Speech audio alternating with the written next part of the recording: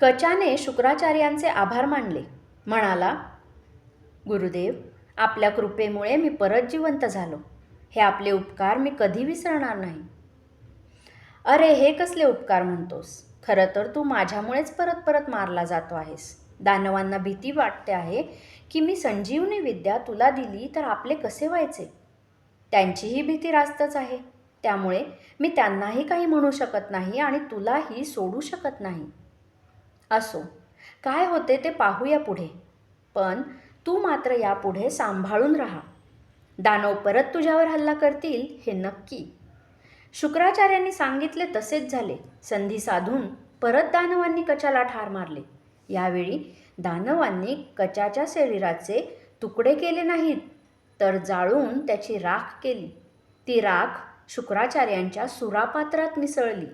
शुक्राचार्य रोजच्याप्रमाणे ज्यावेळी सुरा प्यायला बसले, तशी ती राख त्यांच्या पोटात गेली.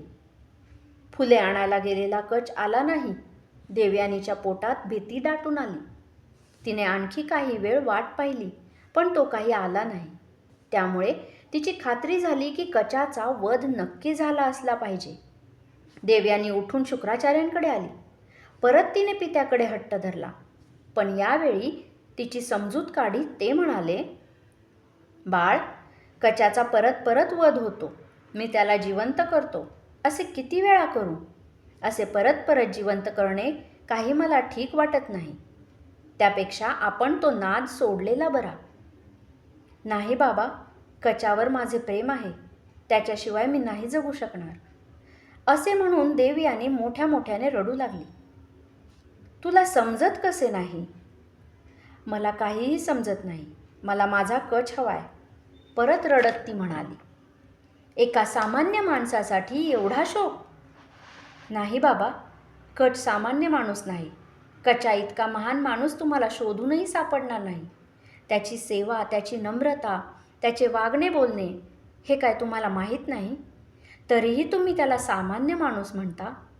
बाबा, कच सामान्य नाही, तो असामान्य आहे आणि म्हणून तो मला हवा आहे. देवयानीने शुक्राचार्यांकडे हट्ट धरला. तिचा शोक पाहणे त्यांना सहन झाले नाही. म्हणून परत कचाला जिवंत करण्याचा त्यांनी निर्णय घेतला. संजीवनी विद्येचा प्रयोग करण्याअगोदर ते दानवांना भेटले. यावेळी मात्र ते दानवांवर भयंकर रागावले होते. त्यांच्याकडे जाऊन म्हणाले, माझ्या शिष्याचा घात करण्याचे धाडस तुम्ही परत परत का करीत आहात?